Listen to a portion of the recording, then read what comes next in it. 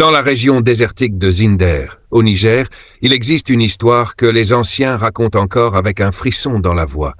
Une histoire qui, malgré les années, reste aussi troublante qu'au premier jour. Ceux qui la connaissent disent qu'il vaut mieux ne jamais s'en approcher, car certains silences ne doivent pas être réveillés. On l'appelle Koutali, le village qui a disparu. Tout commença un matin d'octobre, au début de la saison fraîche. Comme chaque jeudi, un petit groupe de commerçants nomades traversait la région pour vendre du sel, des tissus et quelques épices. Parmi eux se trouvait un homme nommé Al-Mustafa, un ancien berger devenu marchand. Il connaissait bien tous les villages de cette zone, y compris Koutali, où il s'arrêtait souvent pour se reposer.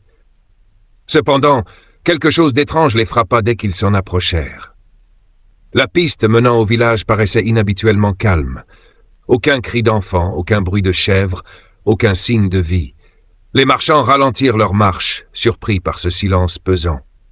D'habitude, les enfants venaient courir vers eux en riant, demandant des histoires ou un peu de friandises. Mais cette fois, rien. À l'entrée du village, Al-Mustafa s'arrêta net. Les cases en banco étaient là, les toits en chaume étaient en place, les jarres d'eau alignés devant les maisons n'étaient même pas renversés. Mais il n'y avait personne. Ce n'était pas un village détruit. Ce n'était pas un village en fuite. C'était comme si tous les habitants s'étaient évaporés d'un seul coup. Les marchands avancèrent prudemment. À l'intérieur des cases, les calebasses étaient encore remplies de mil. Dans une maison, une marmite fumait encore légèrement, comme si quelqu'un l'avait retirée du feu à peine quelques heures plus tôt. Dans une autre, un pagne était étendu sur une corde, encore humide. Une chaise renversée indiquait qu'un geste soudain avait interrompu quelqu'un. Mais où étaient-ils tous passés? Al-Mustafa appela. « Où est? Il y a quelqu'un » Sa voix résonna dans l'air immobile, puis plus rien. Dans la dernière case du village, ils trouvèrent un signe encore plus inquiétant. Un lit vide, mais sur le sol, une empreinte de main marquée dans la poussière, comme si quelqu'un avait essayé de se relever précipitamment. Les marchands commencèrent à se sentir mal à l'aise. L'un d'eux proposa de partir immédiatement. Mais Al-Mustafa insista pour vérifier la zone autour du puits, car les habitants se rassemblaient souvent là.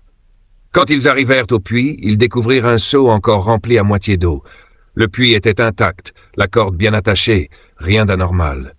Sauf une chose, une trace de pas, une seule, isolée, comme si quelqu'un avait marché pieds nus dans la poussière, puis s'était volatilisé. Les hommes se regardèrent, effrayés. Le désert, lui, restait silencieux, presque hostile. Aucun animal ne bougeait. Même le vent semblait refuser de passer là. Ce qui troubla le plus Al-Mustafa fut ce qu'il vit juste derrière le puits. Un cercle de pierre. Un cercle qu'il connaissait bien. Un cercle que personne dans la région n'osait toucher. On l'appelait Dorin Bakwai, le cercle des 7 chuchotements. Une légende ancestrale racontait que ce cercle était un lieu où les esprits venaient se réunir certaines nuits, et que les humains ne devaient jamais l'approcher. Selon la tradition, quiconque pénétrait dans ce cercle entendait des voix, des murmures, qui finissaient par l'attirer ailleurs. Al-Mustafa sentit un frisson lui parcourir le dos. Quelqu'un du village pouvait-il avoir brisé un tabou? Le soleil montait dans le ciel lorsqu'un des marchands poussa un cri. Près du cercle, dans le sable, il y avait des marques étranges. Pas des pas, pas des traces d'animaux. Plutôt des lignes, des formes, comme si quelque chose avait glissé ou rampé, en laissant derrière lui une empreinte anormale. Personne parmi eux ne voulait rester plus longtemps. Les marchands rassemblèrent leurs affaires et quittèrent Koutali aussi vite que possible. Mais Al-Mustafa, lui, gardait cette image dans sa tête.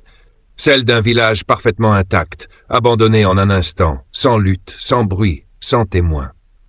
Quelques jours plus tard, des autorités locales furent envoyées pour vérifier. Elles confirmèrent l'étrangeté du lieu. Aucun corps, aucune trace d'attaque, aucune empreinte de fuite massive. Rien. C'était comme si toute une communauté avait simplement disparu dans l'air. Ce n'était pas la première disparition dans la région. Depuis des générations, plusieurs petits campements avaient été retrouvés vides, avec les mêmes caractéristiques, repas non terminés, outils au sol, feu encore allumé. Et ce même silence absolu. Un vieux marabout de la région interrogé déclara seulement Les esprits marchent quand les hommes se regroupent trop près du cercle. Certains jours, ils réclament des âmes pour maintenir l'équilibre. On lui demanda ce que cela signifiait réellement. Le vieil homme répondit simplement « Ceux qui ont entendu les chuchotements ne reviennent jamais. Ils suivent la voix qu'ils entendent et marchent jusqu'à disparaître. » Il affirma qu'une nuit, longtemps auparavant, Koutali avait été bâti trop près du cercle, ce qui aurait attiré l'attention de forces invisibles.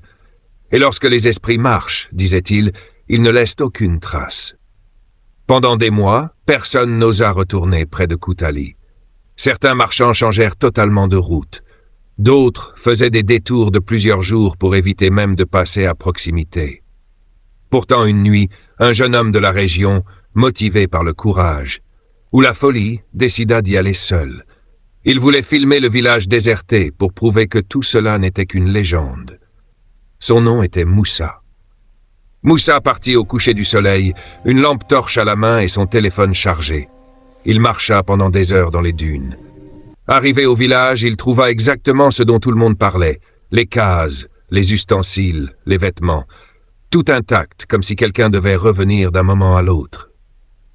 Moussa alluma sa caméra et filma chaque case. Il parla à haute voix pour commenter ce qu'il voyait. Puis, à un moment, alors qu'il s'approchait du puits, la lumière de sa lampe se mit à trembler. Le vent se leva soudainement. Il entendit quelque chose derrière lui. Un murmure, une voix chuchotée. Elle semblait venir de partout et de nulle part à la fois. Moussa paniqua. Il recula, tomba, se releva et se mit à courir vers l'entrée du village. Le vent soufflait maintenant comme s'il hurlait. Les cases vibraient, les ombres semblaient bouger. Moussa n'avait jamais couru aussi vite de sa vie. Lorsqu'il arriva enfin hors du village, le vent s'arrêta, comme si rien ne s'était passé. Le jeune homme rentra chez lui, tremblant, incapable de parler. Le lendemain matin, les villageois proches de Zinder retrouvèrent son téléphone dans le sable, près d'un arbre. La dernière vidéo enregistrée s'arrêtait juste après qu'on entende une voix chuchoter. « Reviens ». De Moussa, aucune trace. Jusqu'à aujourd'hui, le village de Koutali reste totalement vide. Les rares personnes qui s'en approchent affirment entendre des bruits, des pas, comme si quelque chose se déplaçait encore dans les cases abandonnées. Personne ne sait vraiment ce qui s'est passé. Personne n'a retrouvé les habitants. Personne n'a expliqué ce souffle glacé qui traverse le village sans que le vent ne souffle. Certains disent que les habitants ont été victimes d'un phénomène naturel étrange. D'autres parlent d'un culte secret, d'un rituel interrompu. Mais les anciens, eux, n'ont qu'une seule explication. Les chuchotements ont demandé des âmes. Et les âmes ont répondu. Depuis, une règle existe dans cette région du Niger. Ne marche jamais près d'un cercle de pierre au coucher du soleil. Et si tu entends un chuchotement derrière toi, ne te retourne jamais.